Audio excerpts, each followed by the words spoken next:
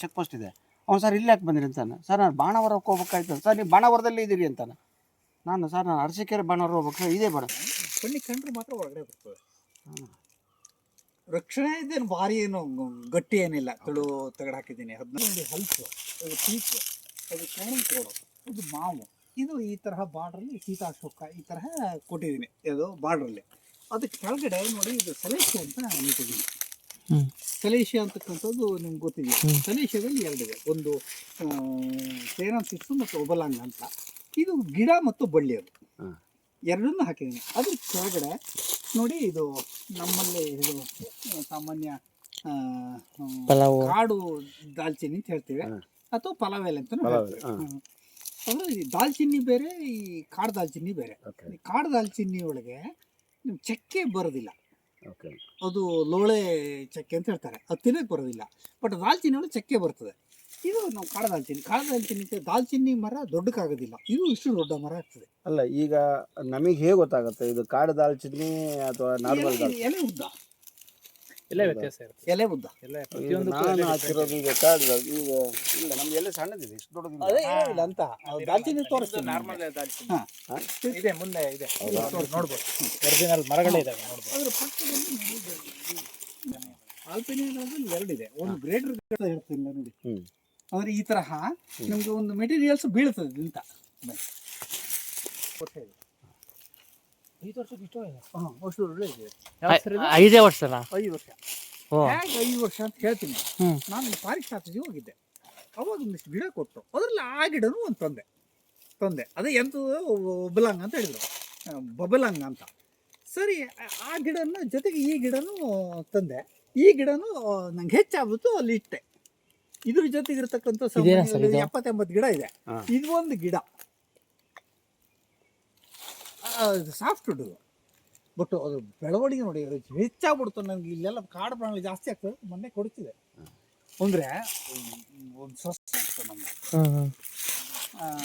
ನಮ್ಮಲ್ಲಿ ಯಾವುದೇ ರಾಸಾಯನಿಕ ಗೊಬ್ಬರಗಳು, ಕ್ರಿಮಿನಾಶಕಗಳು, ರಾಸಾಯನಿಕವು ಯಾವುದೂ ಇಲ್ಲಿ ಉಪಯೋಗಿಸೋದು ಸಂಪೂರ್ಣವಾಗಿ ಸಾವಯವ. 82ರಿಂದನೂ ಇವ್ರು ಇಲ್ಲೇನೋ ಇರೋದು.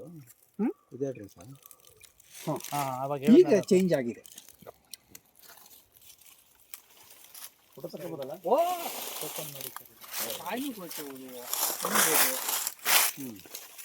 Balmuri forest super sir.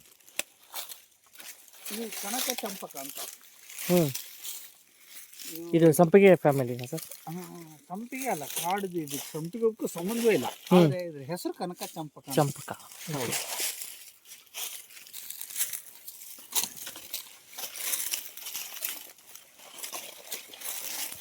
ಈಗ ನೀವು ಅಡುಗೆಗೂ ಹೋಗ್ಬೇಕು ನೀವು, ಇಲ್ಲ. ಆದ್ರೆ ಬೆಳ್ಳುಳ್ಳಿಯ ಪರಿಮಳವನ್ನು ಈ ಗಿಡ ಬಂದಿದೆ. ಓಕೆ, ಇದು ಉಪಯೋಗ ಸಹಿತ ಇಲ್ಲ. ಆದರೆ ನಿಮ್ಗೆ ಪರಿಮಳದ ಬಗ್ಗೆ ಉಪಯೋಗ ಸಹಿತ ಇಲ್ಲ ಅಂತ ಹೇಳಿದ್ರೆ ಸರ್, ಇದ್ರದ್ದು ಎಕ್ಸ್ಟ್ರಾಕ್ಟ್ ಮಾಡಿ ಫ್ಲೇವರ್ ಇದು ಮಾಡ್ಬೋದಲ್ಲ? ಮಸಾಲೆ ಪದಾರ್ಥಗಳ ಒಂದು ಫ್ಲೇವರ್ ಬರೋ ಥರ ಮಾಡ್ಬೋದು. ಸಾಧ್ಯತೆ ಇದೆ. ಇದರಲ್ಲಿ ಇನ್ನೊಂದು ಅನೋಟ ಅಂತ ಇದು ಅಲ್ಲಿ ಕಾಣಿಸುತ್ತೆ ನೋಡಿ. ಅದು ಇದು ಕಲರಿಗೆ ಹೋಗುತ್ತೆ, ಫುಡ್ ಕಲರಿಗೆ. ಫುಲ್ ರೆಡ್ ಕಲರ್, ಕರ್ಪೂರವನ್ನು 2 ಕೆಲವೊಂದು ಆಯುರ್ವೇದ ಔಷಧಿಯಲ್ಲೂ ಬಳಸ್ತಾರೆ. ಕರ್ಪೂರ ಇದಕ್ಕೂ ಉಪಯೋಗಿಸ್ತಾರೆ. ಬಟ್ ಕರ್ಪೂರ ಗಿಡ ಅಂದ್ರೆ ಇದೆ. ಇದರಿಂದ ರಿಯಲ್ ಕರ್ಪೂರ ಬರೋದಿಲ್ಲ, ಬಟ್ ಆಯುರ್ವೇದದಲ್ಲಿ ಇದನ್ನು ಬಳಸ್ತಾರೆ. ಕರ್ಪೂರ ಅಂತಕ್ಕಂಥದ್ದೇ ಇದರಿಂದ ಬರೋದು. ಯಾವುದೇ ಕಾರಣದಿಂದ ಈ ಸಿಂಥೆಟಿಕ್ ಕರ್ಪೂರವೇ ಅಲ್ಲ ಅದು. ಅದು ಮಾಡಿರ್ತಾರ ಮೇಲೆ ಬರೋ ತರ. ಅಲ್ಲಿ ಪಾತ್ರೆಗಳು ಬಯೋಮಿಮಿಕೆ, ಅದು ಅಂದ್ರೆ ಅದನ್ನ ನೋಡ್ಬಿಟ್ಟೆ ಮಾಡಿರೋದು. ಇದು ಪರಿಮಳ ಏನು ಅಂತ ಹೇಳಬೇಕು. ಒಬ್ಬೊಬ್ಬರಿಗೆ ಒಂದೊಂದು ಥರ ಬರ್ತದೆ. ಆದರೆ ಎಲ್ಲರೂ ನೋಡಿದ್ದ ಪರಿಮಳ ಇದೆಯಾ ಅಂತ ಅಷ್ಟೇ.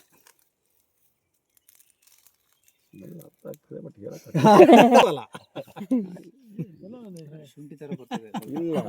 ಇಲ್ಲ, ಶುಂಠಿ ಅಲ್ಲ, ಅದು ಡಿಫ್ರೆಂಟ್ ಸ್ಮೆಲ್ ಇದೆ.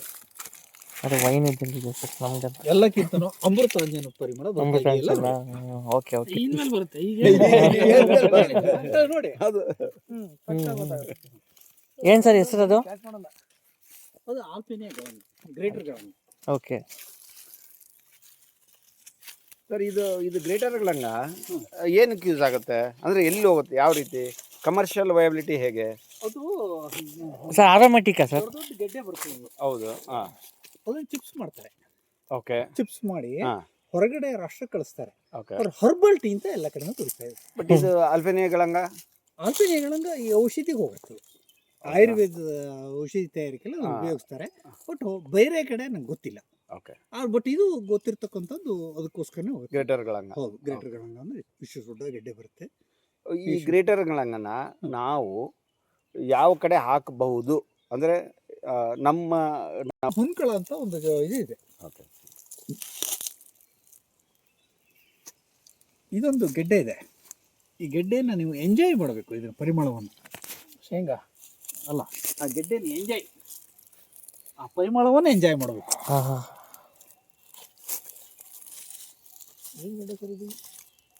ಅದನ್ನೇ ಕೇಳ್ತಾವ್ರೆ.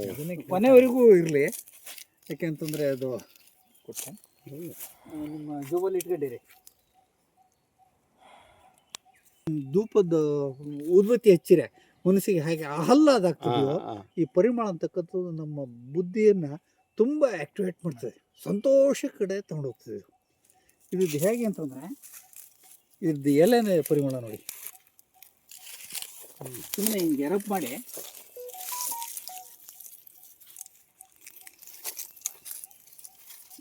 ಈ ಎಲೆನೂ ಎಂಥ ಪರಿಮಳ ಇರ್ತದೆ ನೋಡಿ.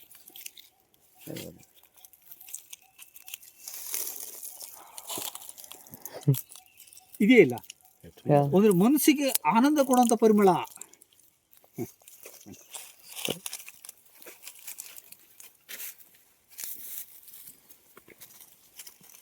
ಒಂದು ಕಾಡಿನ ಒಂದು ವೈವಿಧ್ಯತೆ ಇರಬೇಕು ಅಂತಕ್ಕಂಥದ್ದು. ಕಾಡು ಮಾದರಿಯ ಒಂದು ತೋಟ ಅಂತ, ಯಾವುದೇ ತೋಟನೂ ಸಹಿತ ಕಾಡಿನ ಸ್ವರೂಪಕ್ಕೆ ತಗೊಂಡೋಗ್ಬೋದು ಅಂತ. ಈಗ ಇಲ್ಲಿ ಏನಾಗಿದೆ, ನಮ್ಮದು ಎಕ್ಸಸ್ ಶೇಡ್ ಆಗಿದೆ. ಸೊ ಎಲ್ಲ ಕಟ್ ಮಾಡಿ ಹಾಕ್ಸ್ತಾ ಇದ್ದೀನಿ. ಇನ್ನೊಂದು 15-20 ದಿವಸಕ್ಕೆ ಅದು ಹೊಸ ಸೂಟ್ ಬರ್ತದೆ. ಬಂದವಾಗ ನಿಮ್ಗೆ ಮತ್ತೆ ನಾರ್ಮಲ್ ಆಗ್ತದೆ. 650 ಟೈರಲ್ಲಿ ಏನು ಮಾಡಿದ್ದೀನಿ ಅಂತಂದರೆ, ಈ ಥರ ಟೈರ್ ಹಾಕೊಂಡಿದ್ದೀನಿ. ಇದು ಬೆಳೆಗಾರರ ದೃಷ್ಟಿ ಒಳಗೆ ಯೋಚನೆ ಮಾಡ್ಕೊಳ್ಳಿ. ಅಂದರೆ ನಮಗೆ ಈ ಸಣ್ಣ ಗಿಡ ಇದೆಯಲ್ಲ, ಇದನ್ನು ಬೆಳೆಯೋಕ್ಕೆ ಆಗೋದಿಲ್ಲ. ಯಾಕೆ ಆಗೋದಿಲ್ಲ ಅಂತಂದರೆ ಅದ್ರ ಜೊತೆ ಕಳೆನೂ ಹುಟ್ಕೊಳ್ತದೆ. ಕಳೆ ತೆಗಿಯೋಕ್ಕಾಗೋದಿಲ್ಲ ಅದದ್ದು. ಹಾಗಾಗಿ ಇದು ಎಲ್ಲರಿಗೂ ಪ್ರಾಬ್ಲಮ್ ಇದೆ ಅಂತ. ಸೊ ಈ ಟೈರ್ ಒಳಗೆ ನಾನು ಹಾಕಿದ್ದೀನಿ. ಈ ಟೈರಲ್ಲಿ ಹಾಕಿಬಿಟ್ರೆ ಏನು ಅಂತಂದರೆ, ಈಗ ಇಷ್ಟೇ ಜಾಗ ಕಳೆ ತೆಗೆದು ಸಾಕು. 2 ಗೊಬ್ಬರ ಹಾಕೋದ್ರೆ ಇಲ್ಲೇ ಹಾಕೋಬೋದು. 3 ಕೀಳ್ಬೇಕಾದ್ರೆ ಇಲ್ಲೇ ಇದೆ ಅನ್ನೋದು ಗೊತ್ತಾಗ್ತದೆ. ಅದೇ ನಿಮಗೆ ನೆಲದ ಒಳಗೆ ಇದ್ದು ಬಿಟ್ರೆ ನಿಮ್ಗೆ ಎಲ್ಲಿದೆ ಅಷ್ಟು ಕಿತ್ಕೋತ ಹೋಗ್ಬೇಕಾಗ್ತದೆ. ಹುಡುಕ್ಬೇಕು ಕಷ್ಟ. ಅಂದರೆ ಕೀಳೋದು, ಕೃಷಿ ಮಾಡೋದು ಮತ್ತು ಕಳೆ, ಇವು 3 ನಾವು ಇಷ್ಟೇ ಜಾಗದಲ್ಲಿ ಮಾಡ್ಬೋದು. ಇದರಲ್ಲಿ ಏನು ಮಾಡಿದ್ದೀನಿ ಅಂತ, ಶುಂಠಿ ಈಗ ನಾನು ಇದನ್ನು ಕೊಟ್ಟನಲ್ಲ ನಿಮಗೆ ಕಚೋರ ಅಂತ, ಅದು 2-3 ಇಂಚು ಅಥವಾ 1-3-4 ಇಂಚು ಒಳಗೆ ಮಾತ್ರ ಬರೋದು. ಇದು ಸರ್ಪಗನ್ನ ಅಂತ ಅದು ಕೆಳಗಡೆ ಹೋಗುತ್ತೆ. ಇದು ಸಾಮಾನ್ಯ 1 ಅಡಿ 2 ಅಡಿ 3 ಅಡಿವರೆಗೂ ಹೋಗ್ತದೆ. ಸೊ ಇದ್ರದ್ದು ಇದು ಇಷ್ಟೇ ಹತ್ರ ಆಗೋದು. ಇದು ಕಳೆ ಜೊತೆಗೆ ಅದಕ್ಕೆ ಬೆಳೆಯೋದು. ಹಾಗಾಗಿ ಎರಡನ್ನೂ ಬೆಳೆದಿದ್ದೀನಿ. ಎರಡೂ ಸಹಿತ ಒಂದೇ ಜಾಗದಲ್ಲಿ ಬರ್ತಾ ಇದೆ. ಅಂದರೆ ನಮಗೆ ಮೇಲ್ಗಡೆ ಇದು ಬರ್ತದೆ, ಅದು ಬರ್ತದೆ. ಇದು ಕಚೋರಿ ಅಂದ್ರಲ್ಲ, ಇದು ಕಚೋರ, ಗಂಧ ಕಚೋರ ಅಂತ. ನಾರ್ತ್ ಇಂಡಿಯಾ ಈ ತರಹ ನಮಗೆ ಇಲ್ಲಿ ಅಡಿಕೆ ಇದೆ, ತೆಂಗಿದೆ, ಆಲ್ಪೇನಿಯ ಗಳಂಗ ಇದೆ, ರಾಸ್ನ ಇದೆ. ಅದರ ಪಕ್ಕದಲ್ಲಿ ಇಲ್ಲಿ ಟೈರ್ ಹಾಕಿ ಕಚೋರ ಹಾಕಿದ್ದೀನಿ. ಅದರ ಬಿಟ್ವೀನು ನಿಮಗೆ ಇಲ್ಲಿ ನೆಲನಲ್ಲಿ ಇದೆ.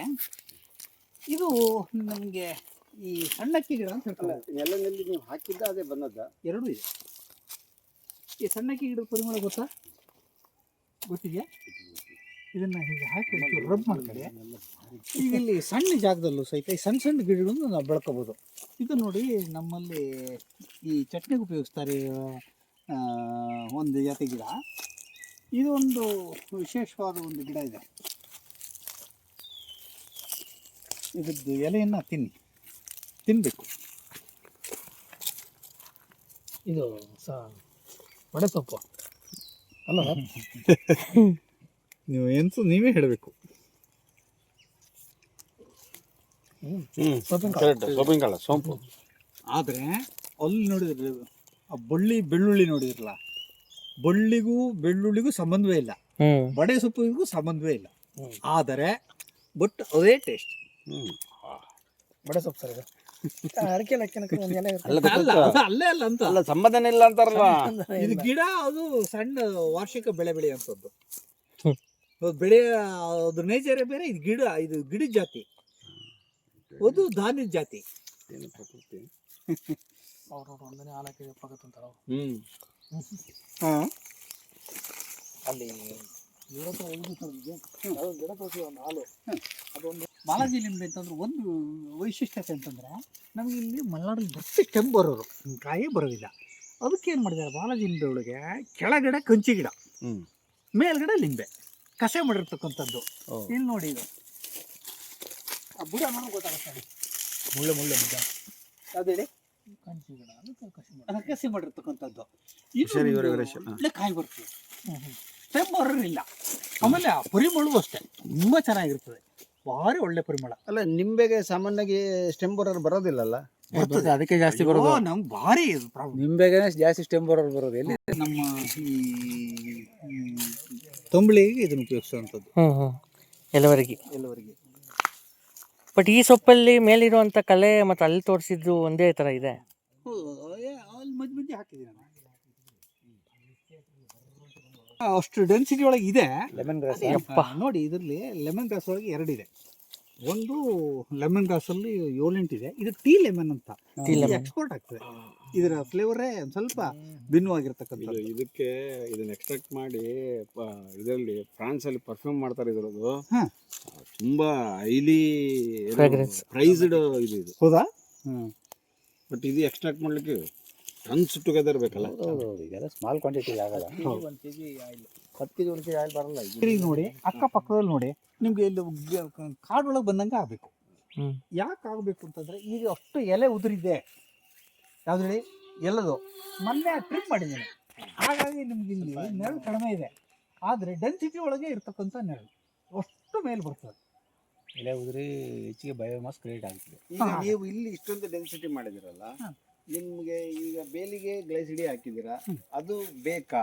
ಇಷ್ಟೊಂದು ಇಲ್ಲಿ ನೀವು ಇಷ್ಟುನೇ ವೈವಿಧ್ಯಮಯ ಇರುವಾಗ ಮತ್ತೆ ಸಾಲ ಅಂತ ಸಸ್ಯ ವೈವಿಧ್ಯತೆ ಸಿಕ್ಕಾಪಟ್ಟೆ ಇರಬೇಕು ಅಂತ.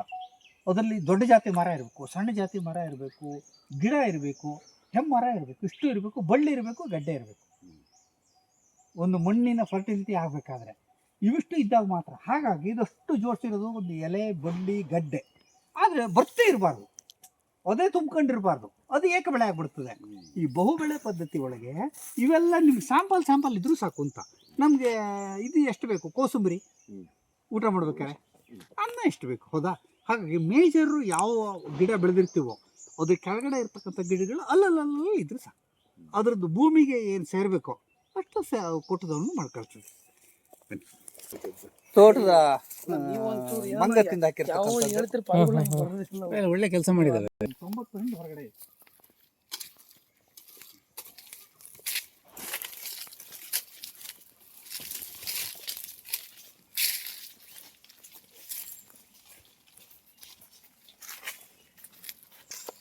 ಅದಕ್ಕೆ ಮಧುನಾಶಿನಿ 2 ಮಿಕ್ಸ್ ಮಾಡಿ ಈ ತರಹ ಮಧ್ಯದಲ್ಲಿ ಹಾಕ್ತೀನಿ. ಆ ಕಡೆಯಿಂದ ಕಡ್ಕೋತ ಬರ್ತಾ ಇದ್ದೀನಿ. ಇದು ಡೆನ್ಸಿಟಿ ಆಗ್ಬಿಟ್ಟಿದೆ, ನನಗೆ ಇದು ಹೆಚ್ಚು ಅಂತ ಅನಿಸ್ತಾ ಇದೆ. ನಾನು ಹೊರಗಡೆ ಹಾಕ್ತಾ ಇದ್ದೀನಿ. ಅಂದರೆ ಅದಕ್ಕೂ ಒಂದು ಲಿಮಿಟ್ ಆಗಿದೆ, ನಾವು ಪ್ರೂನಿಂಗ್ ಮಾಡಲೇಬೇಕು, ಇಲ್ಲ ಅಂತಾದರೆ ಅದರದ್ದೇ ಸಾಮ್ರಾಜ್ಯ ಆಗ್ಬಿಡ್ತದೆ. ಈಗ ಇವಿಷ್ಟು ಸ್ವಲ್ಪ ಜಾಸ್ತಿ ಒತ್ತು ಕೊಟ್ಟಿದ್ದೀನಿ. ಈ ಕಡೆ ಸಾಂಬಾರು ಗಿಡಗಳು ಮತ್ತು ಮಿಕ್ಸೆಡ್.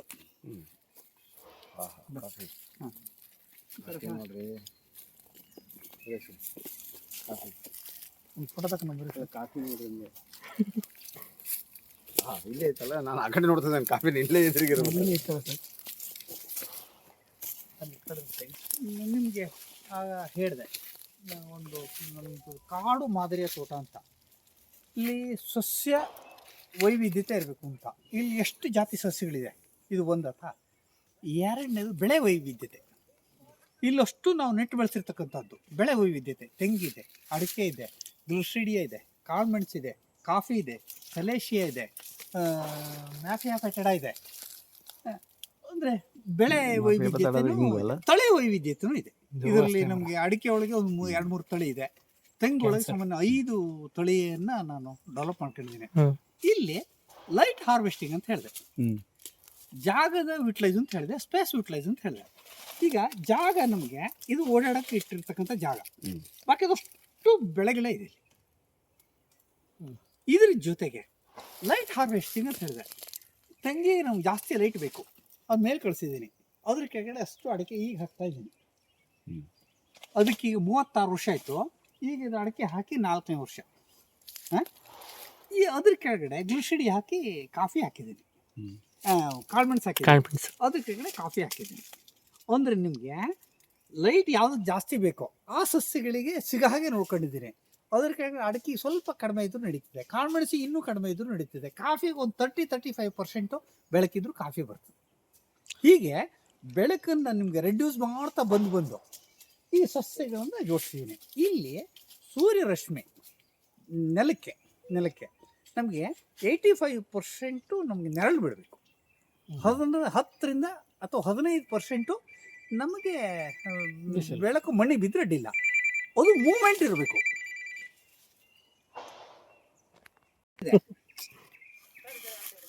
ಬರ್ತೀನಿ ಮನೆಗೆ ಇದು ಕರೆಕ್ಟ್ ಒಂದು ಗಿಡ ಬೆಳೆದ್ರೆ ಕಾಫಿ ನೀವು ವರ್ಷ ಪೂರ್ತಿ. ಜೊತೆ ಜಾಗದ ಯುಟಿಲೈಸು ಏನು ಮಣ್ಣಿನ ಒಂದು ಪೋಷಕಾಂಶಗಳ pH ಜೊತೆಗೆ ಕಾರ್ಬನ್ ಇವಿಷ್ಟು ನೋಡಿದಾಗ pH ನನಗೆ 6.5 ಇಂದ 7 ಬಿಟ್ವೀನ್ ಇದೆ. ಸುಣ್ಣ ಹಾಕಿದ್ದೀನಿ ಕಂಟ್ರೋಲ್ ಮಾಡ್ಬೇಕಾದ್ರೆ. 3% ಕಾರ್ಬನ್ ಇದೆ. ಈ ಥರ ಸಸ್ಯ ವೈವಿಧ್ಯತೆ ಇದು ಇಲ್ಲಿ ನೀವು ಬಂದುಬಿಟ್ರೆ ನಿಮಗೆ ಮಣ್ಣಿನ ಫರ್ಟಿಲಿಟಿ ನಿಧಾನವಾಗಿ ಇಂಪ್ರೂವ್ ಆಗ್ತಾ ಇದೆ. ಇದು ಹಾಳಾಗೋದಿಲ್ಲ.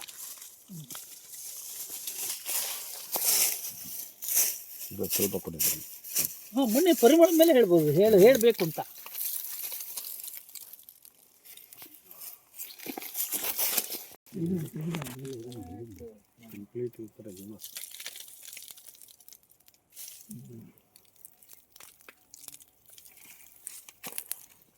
ಹೇಳಿ ಸರ್.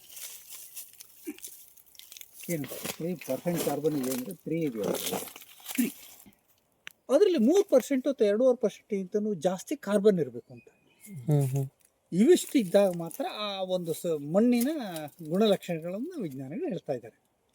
ಈಗ ಅಲ್ಲಿ ನಮ್ಗೆ ಹೇಗೆ ಅಂತಂದರೆ ಹಾರ್ಡ್ ಆಗಿಲ್ಲ ಅಂತಂದರೆ ಈ ತರಹ ನಿಮ್ಗೆ ಮಣ್ಣು ತೆಗಿಯಕ್ಕೆ ಬರ್ತದೆ ಅಂತಂದರೆ ಭೂಮಿಯಿಂದ, ಇದು ಮೊದಲನೇದೇ ಅದ್ರದ್ದು ಗುಣಲಕ್ಷಣ ಅಂತ. ಈಗ ಇಲ್ಲಿ ನಮಗೆ ಮೇಲ್ಮಣ್ಣಿಗೆ ಹಾಕಿದೆ, ಕೆಳಗಡೆನೂ ಆಗ್ತಾ ಹೋಗುತ್ತೆ. ಈ ವರ್ಷ 1 ಇಂಚು, 3 ವರ್ಷ 1.5 ಇಂಚು, ಈ ತರಹ ನಿಮಗೆ ಆ ಮಣ್ಣಿನ ಒಂದು ಸಾಫ್ಟ್ನೆಸ್ಸು ಬರ್ತಾ ಹೋಗ್ತದೆ. ಅದು ಈ ವಾತಾವರಣ ಅದಕ್ಕೆ ಫೇವರ್. ಆ ಮಣ್ಣಿನ ಒಂದು ಏನು ಗೊಬ್ಬರ ಕನ್ವರ್ಟ್ ಆಗಬೇಕು, ಸಾಯಿಲ್ ಫರ್ಟೈಲ್ ಆಗಬೇಕು. ಬಟ್ ಈ ವಾತಾವರಣ ಅಪೇಕ್ಷೆ ಪಡ್ತದೆ. ಈ ತೇವಾಂಶ, ನೆರಳು, ಮೆಟೀರಿಯಲ್ಸು, ಊಟಿ ಮಾಡದೇ ಇರ್ತಕ್ಕಂಥದ್ದು, ಹಾಗೆ ಕಳೆ ಬೆಳೆಯಕ್ಕೆ ಬಿಡುತ್ತಿರ್ತಕ್ಕಂಥದ್ದು, ಇದನ್ನೆಲ್ಲ ನಾವು ಮಾಡಿದಾಗ ಭೂಮಿಯ ಒಂದು ಫರ್ಟೈಲ್ ತಾನಾಗಿ ಜಾಸ್ತಿ ಆಗುತ್ತೆ. ಅದು ನಮ್ಮ ಬೆಳೆಗೆ ಹಾನಿ ಮಾಡೋದೇ ಕಳೆಯ ಒಂದು ಗುಣಲಕ್ಷಣ. ಆದರೆ ಆ ಕಳೆ ನಮ್ಮ ಬೆಳೆ ಪೂರ್ವಕ ಅನ್ನೋದು ನಮ್ಗೆ ಗೊತ್ತಿಲ್ಲ. ಕೆಲವು ಬೆಳೆನ ಹಾಳು ಮಾಡ್ತದೆ, ಕೆಲವು ಬೆಳೆಯನ್ನು ಉದ್ಧಾರ ಮಾಡ್ತದೆ. ಆದರೆ ನಾವು ಬೆಳೆ ಬೆಳಿಬೇಕಾದ್ರೆ ಈ ಅಗ್ರಿಕಲ್ಚರ್ ಕ್ರಾಪ್ ಬೇರೆ, ಹಾರ್ಟಿಕಲ್ಚರ್ ಕ್ರಾಪ್ ಬೇರೆ. ಹಾರ್ಟಿಕಲ್ಚರ್ ಕ್ರಾಪಲ್ಲಿ ನಾವು ಕಳೆಯನ್ನು ಉಳಿಸ್ಕೋಬೋದು. ಆದರೆ ನೀವು ಅಗ್ರಿಕಲ್ಚರ್ ಭತ್ತ, ರಾಗಿ ಒಳಗೆಲ್ಲ ಅದ್ರದ್ದೇ ಜಾಸ್ತಿ ಆಗಿಬಿಡ್ತದೆ. ಸೊ ಇಲ್ಲಿ ನಾನು ಮಾಡ್ತಾ ಇರ್ತಕ್ಕಂಥದ್ದು ಹಾರ್ಟಿಕಲ್ಚರ್ ಬೆಳೆ. ಇಲ್ಲಿ ಕಳೆಯನ್ನು ಬೆಳೆಸ್ತಾ ಇದ್ದೀನಿ. ಆ ಕಳೆಯನ್ನು ಬೆಳೆಸ್ಬೇಕಾದ್ರೆ ನೋಡಿ, ಇವಿಷ್ಟು ಜಾಗ ಇದೆಯಲ್ಲ, ಇಲ್ಲಿ 2 ಅಡಿ ಜಾಗ ಕಾಣಿಸುತ್ತೆ ನೋಡಿ. ಇಲ್ಲಿ ನಾನು ವೀಡ್ ಕಟ್ ಹಾಕ್ಬಿಡ್ತೀನಿ. ಅಲ್ಲೂ ಓಡಾಡೋ ದಾರಿ ಇದೆಯಲ್ಲ, ಬಂದ್ರಲ್ಲ, ಅದನ್ನು ವೀಡ್ ಕಟ್ ಹಾಕ್ತೀನಿ, ಅಲ್ಲಿ ಹಾಕ್ತೀನಿ. ಬಾಕಿ ಕಡೆ ಅಷ್ಟು ಕಳೆಯನ್ನು ಬೆಳೆಸ್ತಾ ಇದ್ದೀನಿ. ಆ ಕಳೆಯನ್ನು ಬೆಳೆಸ್ಬೇಕಾದ್ರೆ ಒಂದು ವೀಡ್ ಬಾಕ್ಸ್ ಅಂತ ಮಾಡಿದ್ದೀನಿ. ಇಲ್ಲಿ ಬನ್ನಿ, ಇಲ್ಲಿ ನೋಡಿ, ತೆಂಗಿನ ಮರವನ್ನು ಮಿಡ್ಲು ಮಾಡ್ಕೊಂಡು ಇಲ್ಲಿ ಈ ಕಡೆ ಬನ್ನಿ ನೋಡಿ, ಇಲ್ಲಿ ಹಿಂಬದಿ ನೋಡಿ, ಇದು ವೀಡ್ ಬಾಕ್ಸ್ ಅಂತ. ನೀವು ಬಂದು ನೋಡ್ಕೋಬೇಕು, ತೋರಿಸ್ತೀನಿ, ಇದು ಮನೆವರೆಗೂ ನೀವು ಉಳ್ಕೋಬೇಕು. ಈ ವೀಡ್ ಬಾಕ್ಸಿನ ಅವಶ್ಯಕತೆ ಮತ್ತು ಅದ್ರ ಪ್ರಯೋಜನ ಯಾಕಿದೆ ಅಂತಂದರೆ, ಈ ತೆಂಗಿನ ಎಡ ಬಿದ್ದಿದೆ, ನಿಮ್ಮಲ್ಲಿ ತೆಂಗಿನ ಮರ ಇದ್ದರೆ ಇದನ್ನು ಆರಿಸಿ ತಗೊಂಡು ಕೊಚ್ಚಿ ಅಥವಾ ನೆಲಕ್ಕೆ ಹಾಕೋದು ಭಾರಿ ಕಷ್ಟ. ನಾನೇನ್ ಮಾಡಿದ್ದೇನೆ ಅಂತ ಹೇಳಿದ್ರೆ ಈ ವುಡ್ ಚಿಪ್ಪರ್ ಅಂತೇಳಿ ಬರುತ್ತಲ್ಲ ಹಾ. ವುಡ್ ಚಿಪ್ಪರ್ ತಗೊಂಡಿದ್ದಾನೆ. ಹಾ. ಇದನ್ನ ಪೌಡರ್ ತರ ಮಾಡಿ ಇಷ್ಟಿಷ್ಟುದ ಕಟ್ ಆಗುತ್ತೆ, ಸರಿ. ಇದು ಚಿಪ್ ಆಗುತ್ತೆ, ಮತ್ತೆ ನೆಲಕ್ಕೆ ಹಾಕ್ಬಿಡ್ತಾನೆ.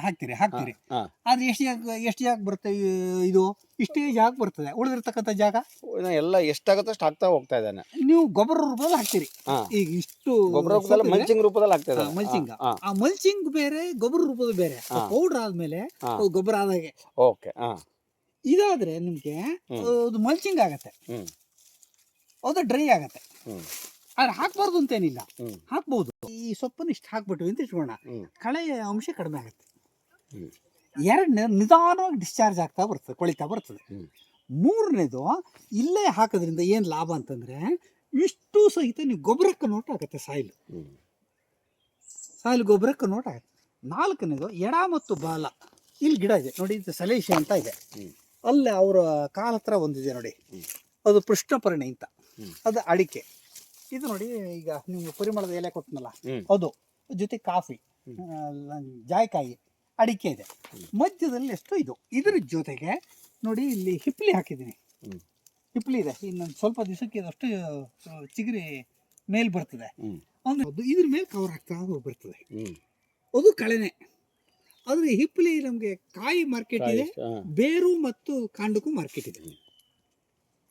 ಅಂದ್ರೆ ಒಂದು ಕಳೆಯ ರೂಪಕ್ಕೆ ನಾವು ಬೆಳೆನೂ ತರ್ಬೋದು ಅಂತ. ಲೇಬರ್ ಕಡಿಮೆ ಮಾಡ್ಕೊಳತ್ತೆ, ಭೂಮಿಯ ತಂಪಾಗಿರುವಂತಷ್ಟು ಮಲ್ಚಿಂಗ್ ಆಗುತ್ತೆ. ಇಡೀ ಅಲ್ಲಿಂದ ಇಲ್ಲಿವರೆಗೂ ಇದೇ ತರ ಎಲ್ಲಾ ಲೈನು ಈ ತರ ಮಾಡಿದ್ದೀನಿ. ಇದು ಕಸಿನಾ ಸರ್? ಯಾವುದು? ಜಾಕಾಯಿ ಇಲ್ಲ, ಇದು ಸೀಡಿ.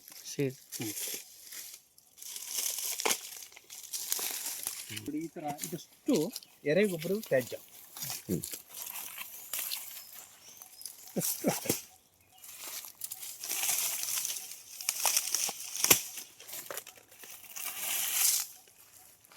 ಅದು ತೆಂಗಿನಕಾಯಿ ಸುಲಿದಿರೋದು ನಾವು ಇಲ್ಲೇ ಬುಡಕ್ಕೆ ಹಾಕ್ಬೇಕು ಅಂತ ನೋಡಿ. ಅದು ಅವರಿಗೆ ಗೊತ್ತಿದೆ, ಒಂದು ಮಣ್ಣಿನ ಹೇಗಿರಬೇಕು, ಹೇಗಿದೆ, ಇವರು ಸುಳ್ಳು ಹೇಳ್ತಾರೋ ಸತ್ಯ ಹೇಳ್ತಾರೋ ಅಂತ ಅಲ್ಲ. ಅಂದ್ರೆ ಅವ್ರಿಗೆ ಗೊತ್ತಾಗ್ಬಿಟ್ರೆ ಅವ್ರಿಗೆ ಅನುಭವ ಇದ್ದಿದ್ದ. ಇದಕ್ಕೆ ಒಂದು ನೀವು ಒಳಗಡೆ ಹೇಳ್ತೀನಿ, ಅದಕ್ಕೆ ತೆಗಿತಾ ಇರೋದು. ಅದು ಹೇಳಿದ್ರಲ್ಲ ನೀವು ಒಳ್ಳೇದು ಹೇಳ್ಬೇಕು ಕೆಟ್ಟದ್ದು ಹೇಳ್ಬೇಕು ಅಂತ, ಅದಕ್ಕೆ ನಾನು ಇಲ್ಲಿ ರೆಡಿ ಮಾಡ್ಕೊತಾ ಇದ್ದೀನಿ. ಇಲ್ಲಿ ಮನೇಲಿ ಹೇಳ್ತೀನಿ. ಇಲ್ಲಿ ನೀವೇನು ಹೇಳ್ತಿದ್ರು ಈ ವೇಸ್ಟ್ ಮೆಟೀರಿಯಲ್ ಇದೆಯಲ್ಲ, ಅದ್ರ ನಿರ್ವಹಣೆನೂ ಅಷ್ಟೇ ಇರಬೇಕು ನಾವು. ಅಂದ್ರೆ ಅದನ್ನ ಪೌಡರ್ ಮಾಡೋ ರೂಪಕ್ಕೆ ಅಂತ, ಬಟ್ ಅದ್ರ ಉಪಯೋಗ ಮಾಡ್ಕೋಬೇಕು ಅಂತ. ನೀವು ಪೌಡರ್ ಮಾಡಿ ಮಲ್ಚಿಂಗ್ ಮಾಡಿ ಎಂತ ಮಾಡಿ, ಬಟ್ ಅದು ಸಂಪೂರ್ಣ ಬಳಕೆ ಆಗಬೇಕು ಅಂತ. ಅಂದ್ರೆ ಕೃಷಿ ತ್ಯಾಜ್ಯ ನಮ್ಮ ಇದರಲ್ಲೇ ಬಳಕೆ ಆಗಬೇಕು. ನಾನು ಅದೇ ಮಾಡ್ತಾ ಇರೋದು. ಈಗ ಇಲ್ಲಿ ನಮ್ಮ ಕೃಷಿಯಲ್ಲಿ ಏನು ಹಾಗಿದ್ರೆ ಈ ಕಾಡು ಮಾದರಿ ತೋಟ ಅಂತಾರೆ. ಕಾಡು ಎಲ್ಲಿಂದ ಏನಾರು ತರ್ತದ್ಯಾ? ಅಲ್ಲಿರೋದನ್ನೇ ಉಪಯೋಗಿಸ್ತದೆ. ನಾವು ಎಲ್ಲವೂ ಇಲ್ಲಿ ತಂದು ಹಾಕೋದಾದ್ರೆ ಕಾಡು ಮಾದರಿ ಹೇಗೆ ಆಗ್ತದೆ? ಸೊ ಇಲ್ಲಿ ವಸ್ತುಗಳು ಇಲ್ಲೇ ಇರಬೇಕು. ಹಾಕಿದ್ರೆ ಎರಡು ಅಂಶವನ್ನು ನಾನು ತರ್ತೇನೆ, ಒಂದು ಸುಣ್ಣ, ಒಂದು ಕಾಪರ್ ಸಲ್ಫೇಟ್. ಎರಡನ್ನು ನಾನು ತಂದೆ ತರ್ತೇನೆ. ಸುಣ್ಣ ಎಂತಕ್ಕೆ ಹಾಕೋದು? ಸುಣ್ಣ ಈ pH ಬ್ಯಾಲೆನ್ಸಿಂಗ್. ಅಲ್ಲ ನಿಮ್ಮಲ್ಲಿ ಅಂದ್ರೆ ನೀವು ಹೇಳೋದು ಸಲೈನಿಟಿ ಜಾಸ್ತಿ ಇದೆ ಅಂತನಾ? ಸುಣ್ಣ ಹಾಕೋದು ಸಲೈನಿಟಿ ಕಡಿಮೆ ಮಾಡ್ಲಿಕ್ಕೋಸ್ಕರ ಸುಣ್ಣ ಹಾಕೋದಲ್ಲ? ಸುಣ್ಣ ನೀವು ಹಾಕ್ತೀರಾ, ಇಷ್ಟು ಕಾಡು ಮಾದರಿ ಕೃಷಿ ಮಾಡಿದ್ದೀರಾ, pH ಯಾಕೆ ಜಾಸ್ತಿ ಆಗ್ತಾಯಿಲ್ಲ? ಈ ಮೆಟೀರಿಯಲ್ಸ್ ಜಾಸ್ತಿ ಆಗಿರೋದೇ ಅದು ಕಾರಣ ಅಂತ. pH ಕಡಿಮೆ ಆಗೋದಕ್ಕೆ ಇನ್ನೊಂದಿದೆ. ನೀವು ಟೀಕ್ ಹಾಕಿದಿರಲ್ಲ, ಹೇಳ್ತೀನಿ ಬೇರೆ ಎಲ್ಲ ಹಾಕಿದಿರ ಓಕೆ, ಟೀಕು ಮಧ್ಯದಲ್ಲಿ ಹಾಕ್ಬಾರ್ದು. ಎಲ್ಲ ಗಿಡಗಳನ್ನೂ ಅದು ಸಾಯಿಸುತ್ತೆ, ನಿಮಗೆ ಒಳ್ಳೆ ಬಯೋಮಾಸ್ ಕೊಡುತ್ತೆ. ಅದು ಮಣ್ಣಲ್ಲಿರೋ pH ಲೆವೆಲ್ನ ಕಡಿಮೆ ಮಾಡುತ್ತೆ, ಇಲ್ಲ ಜಾಸ್ತಿ ಮಾಡಿಬಿಡುತ್ತೆ ಟೀಕ್ ಜಾಸ್ತಿ ಇದ್ದರೆ. ಅದಕ್ಕೆ ನೀವು ಸುಣ್ಣ ಹಾಕಬಾರ್ದು. ಇದಕ್ಕೆ ಕೃಷಿ ಸುಣ್ಣ ಬೇರೆ ಡೋಲೋಮೈಟ್ ಬರ್ತದೆ, ಡೋಲೋಮೈಟ್ ಹಾಕಬೇಕು. ಆಮೇಲೆ ಇದು ಯಾಕೆ ನಾವು ತೆಗೆದೆ ಅಂದರೆ, ಮೇಲೆ ನೋಡಿ ತೆಂಗು ಬೆಳೆಸಿದ್ರೆ ಮೇಲೆ ನೋಡಿ ಎಷ್ಟು ಕಾಯಿ ಬಿಟ್ಟಿದೆ, ತೆಂಗಲ್ಲಿ ಇಳುವರಿನೇ ಇಲ್ಲ. ಅಲ್ಲ ನೀವು ಆರ್ಥಿಕವಾಗಿ ಅಂತ ಮೊದಲೇ ಹೇಳ್ಬಿಟ್ಟಿದ್ರೆ ಕಂಡೀಷನ್ ಹಾಕಿದ್ದೀರಿ, ಹಂಗಾಗಿ ನಾನು ಮಾತಾಡೋಕ್ಕೆ ಚಾನ್ಸ್ ಇಲ್ಲ.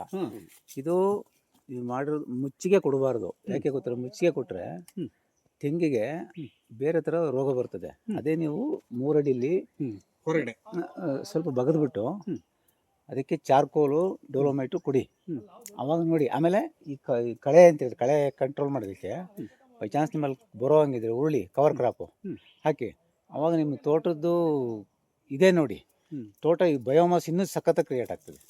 ಮತ್ತು ತೆಂಗಿಗೆ ರೋಗ ಬರಬಾರ್ದು ಅಂದರೆ ಮೇಯ್ನು ಇದು ಮುಚ್ಚಬಾರ್ದು. ನಾನು ಮಾಡಿದ್ದೀನಿ, ತಪ್ಪು ಮಾಡಿದ್ದೀನಿ. ಆ ಮುಚ್ಚಿದ್ರೆ ಏನಾಗುತ್ತೆ, ತೆಂಗು ರೋಗ ಬರ್ತದೆ, ಅದು ನಮ್ಗೆ ಗೊತ್ತಾಗ್ತಿಲ್ಲ. ಎಂತೂ ಇಲ್ಲಲ್ಲ. ಸರ್ ಅಲ್ಲಿ ಮರದಲ್ಲೇ ಗೊತ್ತಾಗ್ತದೆ ರೋಗ ಅಲ್ಲ, ಕಾಯಿ ಇಳುವರಿನೇ ಇಲ್ಲ ನಿಮ್ಮಲ್ಲಿ. ಇಷ್ಟು ಮರದಲ್ಲಿ ಇಷ್ಟು ಬಯೋಮಾಸ್ ಇರ್ಬೇಕಾದ್ರೆ ನಿಮ್ ತೆಂಗಲ್ ಕಾಯಿ ಹೆಂಗೆ ಜಗ್ದಿರ್ಬೇಕಿತ್ತು ಗೊತ್ತಾ? ಕರೆಕ್ಟ್ ತಾನೆ? ಇದನ್ನ ನೆಗೆಟಿವ್ ಆಗಿ ತಗೋಬೇಡಿ. ಇಷ್ಟು ಬಯೋಮಾಸ್ ಕ್ರಿಯೇಟ್ ಮಾಡಿದೀರಾ, ತೆಂಗಲ್ ಯಾಕೆ ಇಳುವರಿ ಬಂದಿಲ್ಲ? ಇಲ್ಲ ಬಂದಿದೆ, ಅದೇ ಬೇಡ. ಅಲ್ಲ percentage ಇದೆ. ಬೆಳಗಾಮಲ್ಲಿ ಕೊಯ್ದು ಬೆಳಗಾಮಲ್ಲಿ ನಾನೊಂದು ಮಿರಾಕಲ್ ನೋಡಿದ್ದು ಅಂದ್ರೆ, ಕನ್ಯಾರಿ ಮಠಕ್ಕೆ ಹೋಗಿದಾಗ ಒಬ್ರು 45% ಮಿನರಲ್ಸ್ ಇರಬೇಕು, 5% ಆರ್ಗ್ಯಾನಿಕ್ ಮ್ಯಾಟರ್ ಇರಬೇಕು, ಆಮೇಲೆ ವಾಟರ್ ಹೋಲ್ಡಿಂಗ್ ಕೆಪಾಸಿಟಿ ಇರಬೇಕು. ಇದೆಲ್ಲ ನಾವೇನು ಮಾಡ್ತಿದ್ದೀವಿ ನಮಗೆ ಗೊತ್ತಿಲ್ಲದೇ ಇದು. ಯಾಕೆಂದ್ರೆ ಇವಾಗಿನ ಸಿಚುವೇಶನ್ಗೆ ಅದನ್ನು ನಾವು ಸೈನ್ಸ್ ತಿಳ್ಕೊಳಕ್ಕೆ ಹೋಗ್ತಾ ಇಲ್ಲ. ನಾವು ಮಾಡ್ತಿದ್ದೀವಿ, ನಾನು ನ್ಯಾಚುರಲ್ ಫಾರ್ಮಿಂಗ್ ಮಾಡ್ತೀವಿ, ಆರ್ಗ್ಯಾನಿಕ್ ಫಾರ್ಮಿಂಗ್ ಮಾಡ್ತೀನಿ ಅಂತ ಹೇಳ್ತಿದ್ದೀವಿ. ಅಲ್ಲಿ ಸೈನ್ಸ್ ವರ್ಡ್ಗಳು ಯಾವಾಗ ನಮಗೆ ಗೊತ್ತಾಗಲ್ಲ, ಇಲ್ಲಿ ಅದಕ್ಕೆ ಕಷ್ಟ ಆಗ್ತಿರ್ತದೆ. ನೀವು ಹೇಳಿಲ್ವಾ, ಗೊಬ್ಬರ ಹಾಕ್ತೀವಿ, ಎಷ್ಟು ಹಾಕ್ಬೇಕಂತ ನಮ್ಗೆ ಗೊತ್ತಿಲ್ಲ. ಅದು ಸೈನ್ಸ್. ಇಲ್ಲಿ ಸೈನ್ಸ್ನ ಇವಾಗಿನ ಮೆಥಡ್ಗೆ ಅಡಾಪ್ಟ್ ಮಾಡ್ಕೋಬೇಕು, ಇಲ್ಲ ನಾವು ಬದುಕೋಕ್ಕಾಗಲ್ಲ. ಸರಿ ಅಲ್ಲ ನಾನು ಹೇಳಿ ತಪ್ಪು ತಿಳ್ಕೊಬೇಡಿ. ಇಲ್ಲಪ್ಪ, ಇದನ್ನ ಸ್ವಲ್ಪ ಕ್ಲೀನ್ ಮಾಡಿ. ಅಲ್ಲ ಇದು ಡೆವಲಪ್ಮೆಂಟ್ ಹೇಳ್ತೀನಿ. ಸುಣ್ಣ ಬದಲಾಗಿ ನಾನು ಮಿನ್ ಶಕ್ತಿ ಅಂತ ಒಂದು ಹರಳು ಸುಣ್ಣ, ಆ ಹರಳು ಸುಣ್ಣದಲ್ಲಿ 30% ಡೋಲಮೈಟು, 45% ಕ್ಯಾಲ್ಸಿಯಮ್ ಇದೆ. ಅದನ್ನೇ ಅಲ್ಲ ಅದನ್ನ ನಾನು ಫುಲ್ ನನ್ನ ತೋಟಕ್ಕಷ್ಟು ಕೊಡ್ತಾ ಇದ್ದೀನಿ. ಅದನ್ನೇ ನೋಡಿ, ಇದೆ ಇದು ಮಳೆ ಬಂತ ಮಾಡಿದ್ದೀರಾ. ಬಟ್ ಕೆಲವೊಂದು ಸಣ್ಣ ಪುಟ್ಟ ಅಲ್ಲ ಇನ್ನು ಸುಧಾರಣೆ, ಅದು ಯಾವ್ದು ನಿರಂತರವಾಗಿ ಅದೇ ಹೇಳ್ತಾರದು. ತೆಂಗಿನ ಮರಗಳಿಗೆ ಬೇರ್ ಮುಚ್ಚಕ್ಕೆ ಹೋಗ್ಬೇಡಿ. ಇಲ್ಲ ನಾವು ಮುಚ್ಚೋದೇ ಇಲ್ಲ. ಅದೇ ನೀವು ಅದೆಲ್ಲ ಹಾಕ್ತಿರಲ್ಲ, ಈ ಇಷ್ಟು ಮುಂಚೆ ಹಾಕೊಂಡು ಈಗ ಎಷ್ಟು ಈ ಕಡೆ ಮಾಡ್ತಾ ಇದ್ದೀನಿ. ಅಲ್ಲ ಒಂದು ಮುಚ್ಚಿಲ್ಲ ನೋಡಿ, ಅಲ್ಲ ಹಾಕಿ ಇಷ್ಟ ಹತ್ರ ರಾಶಿ ಆಗ್ಬಿಡ್ತು. ತೆಂಗಿನ ಮರ ಬೆಳೆಸಿದೀರ ಅಂದ್ರೆ ಕಾಯಿ ಕೊಡ್ಬೇಕು. 10 ತೆಂಗಿನ ಮರ ನೋಡಿದ್ರೆ ಒಂದು ಮರದಲ್ಲಿ ಇರೋಷ್ಟು ಕಾಯಿ ಬರಲ್ಲ. ಅದು ಯಾವ್ದ್ರಲ್ಲೂ ಅದೆಲ್ಲ ಸ್ವಲ್ಪ ಇದೆ. ಹೋದ ವರ್ಷ 21,000 ಕಾಯಿ ಬಂದಿತ್ತು. ಇರಲಿಲ್ಲ 21,000 ಕಾಯಿ. ಕೊನೆಗೆ ಇದು ಯಾಕೋ ಎಕ್ಸೆಸ್ ಆಯ್ತಲ್ಲ, ಸುಮ್ಮನೆ ಒಂದು ಕಡೆ ಇದಾಗ್ಬಿಡ್ತದಲ್ಲ ಅಂತೇಳಿ ಅದನ್ನು ತೆಗೆದು ಚಿಪ್ಪಿಂಗ್ ಮಾಡಿ ಈಗ ಗಿಡ ಸುತ್ತ ಹಾಕಿದ್ದೇನೆ. ಒಂದು ನಂತರ 150 ತೆಂಗಿನ ಗಿಡ ಇದೆ. ಮೊದಲು ಕಾಯಿ ಕೊಡ್ತಾ ಇರಲಿಲ್ಲ, ಅಂದರೆ ಕಾಯಿ ಸಣ್ಣ ಸಣ್ಣದು ಇಷ್ಟಿಷ್ಟೇ ಬೀಳ್ತಾ ಇತ್ತು. ಎಕ್ಕೆ ಗಿಡ ಇದೆಯಲ್ಲ, ಏನು ಹೇಳ್ತೀವಿ, ಎಕ್ಕೆ ಗಿಡನ ನೀರಲ್ಲಿ ನೆನೆಸಿ ಕೊಡ್ತಾ ಶುರು ಮಾಡಿದೆ. ಒಳ್ಳೆ ಸೈಜ್ ಬರೋಕ್ಕೆ ಶುರು ಆಯ್ತು. ಒಳ್ಳೆ ಈಲ್ಡ್ ಮಾತ್ರ. ನನ್ನ ಪರ್ಸನಲ್ ಆಗಿ I am satisfied with that. ಆ ರಿಸಲ್ಟ್ ಅದಕ್ಕೆ ಒಂದು 500 ಲೀಟರ್ ಡ್ರಮ್ ತಂದುಬಿಟ್ಟಿದ್ದಾನೆ. ಎಕ್ಕೆ ಗಿಡ ಕಟ್ ಮಾಡ್ತಾನೆ, ಅರ್ಧ ನೀರು ಇನ್ನೂ ಒಂದು 100-150 ಲೀಟರ್ ತುಂಬಿ ಅದರೊಳಗೆ ತುಂಬಿಸಿ ಒಂದು 20-25 ಡೇಸ್ ಆದಮೇಲೆ ಒಳ್ಳೆ ಸ್ಮೆಲ್ ಬರೋಕ್ಕೆ ಶುರು ಆಗುತ್ತೆ. ಎಲ್ಲ ಗಿಡಕ್ಕೂ ಅಡಿಕೆಗೆ ಹಾಕ್ಬಿಡ್ತಾರೆ. ಅಡಿಕೆಗಿಲ್ಲ, ತೆಂಗಿಗೆ ಮಾತ್ರ ಹಾಕ್ತಾನೆ. ಇರ್ಲಿ, ಈಗ ಒಂದು ನೀವು ಮಾಡಿರ್ತಕ್ಕಂಥ ವಿಧಾನ, ಇಲ್ಲಿ ಏನು ನೀವು ಸಜೆಷನ್ ಕೊಡ್ತೀರಿ ಸರ್? ಈಗ ಇವ್ರದ್ದೇನೋ ಒಂದು ಕೊಟ್ಟರು, ಈಗ ನಿಮ್ಗೆ ಏನು ಅನ್ನಿಸ್ತಾ ಇದೆ? ಇಲ್ಲ, ನಾವು ಇನ್ನು ಈ ಥರ ಮಾಡಿಲ್ಲ. ಸಜೆಷನ್ ಕೊಡೋ ಇದ್ರ